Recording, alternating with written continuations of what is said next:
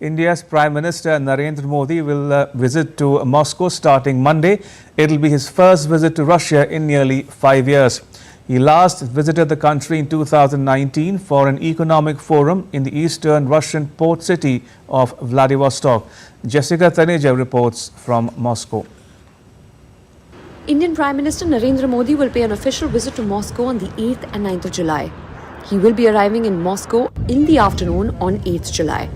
President Putin will host a private dinner for the Prime Minister on the day of arrival.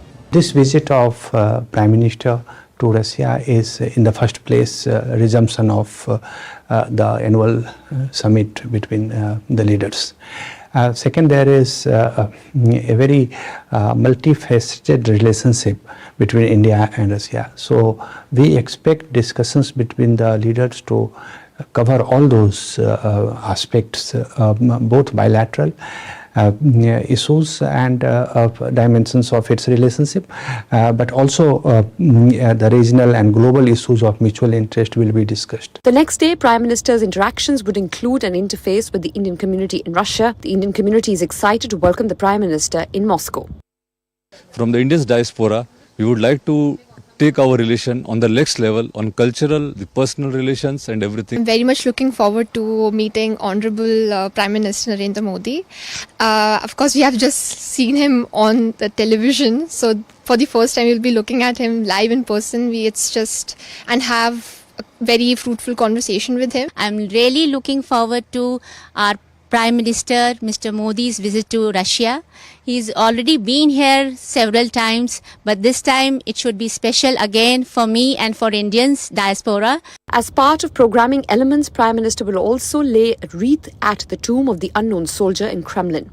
Later, Prime Minister will visit the Rosatom Pavilion at the exhibition venue in Moscow. These engagements will be followed by restricted-level talks between the two leaders, which will then be followed by delegation-level talks led by Prime Minister and the Russian President. The Indian Prime Minister last visited Russia in 2019 for an economic forum in the far eastern Russian port city of Vladivostok. He last travelled to Moscow in 2015. During his last visit to India, Russian President Vladimir Putin had said that Moscow works with New Delhi in the technical and military sphere like no other country. He said Prime Minister Narendra Modi is a time-tested friend. This visit is aimed at reinforcing those ties and also looking at diversifying trade ties beyond the defense and energy sector. This is Jessica Taneja with video journalist Shubham in Moscow for DD India. And Jessica Taneja now joins us from Moscow for more. Jessica, talk to us a bit more at length about the Prime Minister's itinerary.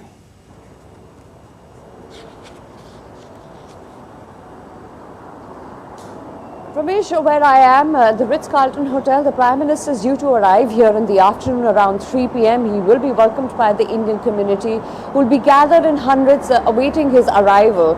And post that, he will be going to the Kremlin where he's going to lay wreath at the tomb of the unknown soldier, and also a state dinner that's planned later in the evening. Tomorrow as well, the schedule is completely packed when he goes to the Atom Exhibition Center. Now, the Atom Exhibition Center, he'll be accompanied by President Vladimir Putin. And the Atom Exhibition Center is of much significance as well because it represents the nuclear industry or the advancement of the nuclear industry of the Soviet Union to the modern times, and also the civil and nuclear cooperation between the two countries. We're given to understand that there is a section dedicated to India and Russia as well on how their cooperation in the nuclear field has been for many years. If you recall, Russia has been consistently supporting India's civil nuclear plan back in the day as well, and with the resumption, with the two plants in Kunnakalam and two more expected, this is certainly a boost for the two countries, a boost for the ties between the two countries. But you'd expect a packed schedule today where the Indian community is also expected to perform a dance sequence in the evening. Quite a packed schedule for the Prime Minister, both today and tomorrow. And looking forward to the summit, Jessica, what would the two leaders be discussing about?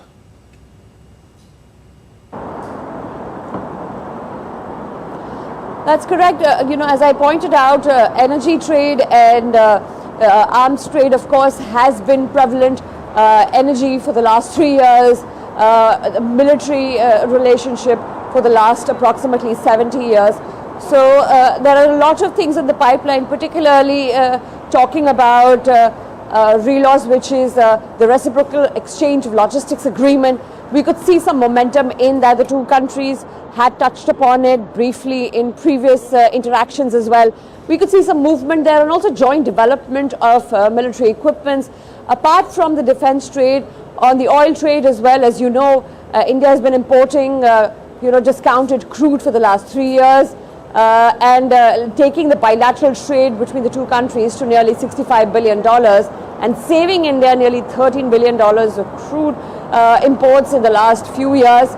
Also ironing out the payment system, the ruble payment system, and looking at the particular issues that have arrived there would be on the agenda as well. Looking at other commercial trade, particularly in the sectors of textile, pharmaceutical and chemicals, because there are a lot of business community that I spoke to said they would want to put their concerns forward and see how this particular dimension can be taken care of when it comes to the trade ties. And last but not the least, Jessica, India and Russia have what they call a special and privileged strategic partnership.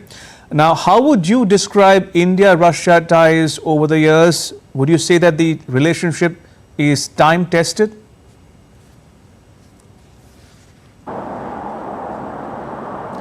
That's correct. If you recall, Russian President Vladimir Putin, the last time he visited New Delhi, his words were that this is a time-tested friendship, and the historic strategic ties that Russia and India have seen over the years, of course, will not be eliminated in the near future and would continue to strengthen. But the steadiness of the relationship has remained despite the geopolitical climate, you'd observe, and the relationship goes back to the 1950s, as in when the time when India gained independence, and Russia was a critical and a crucial partner in helping India build up its defense, and of course supplying very crucial military equipment back in the day when various wars against Pakistan were fought back in the 1950s, and talk about 1971 when Russia played a very crucial role during the liberation of Bangladesh as well. It had vetoed the United Nations resolution condemning India and also supporting India on the Kashmir issue many times, and also looking at India's partnership when it comes to various multilateral forums and promoting India's interests, particularly in the United Nations Security Council, and pushing for India's inclusion further and a permanent membership as well. So it has sort of forwarded India's agenda on multilateral forums and international institutions as well. That put aside, Russia has been a steady partner when it comes to supplying military equipment. You'd recall that for the last many years, predominantly the Indian forces, the Indian armed forces, using multiple equipments, multiple defense equipments, have been of Russian origin. Even till date, about 60 to 70% of the military equipments used are of Russian origin, although India has been able to diversify and indigenize the military industry and focus on how to co-manufacture and co-develop with other countries as well. And that is something, even this time around, on various co-development initiatives of military technologies would also be on the talks, and that is likely to continue. Apart from that, energy trade, you and I have been observing as to how that has seen a massive uptick, and I believe that this will continue to move forward in that momentum, where we will continue to import discounted Russian crude in the near future as well. Now, for the world, the Russian crude was capped by the West at $60 a barrel, but for India it has been around $30 a barrel. So, we have seen how this relationship has benefited us strategically and as well as commercially. Ramesh. Jessica, we'll keep coming back to you for more as we go along, but for now, thank you. Appreciate it. Jessica Taneja there in Moscow. And Jessica spoke to Dr. Ivan Nikolaevich Timofeev, the Director General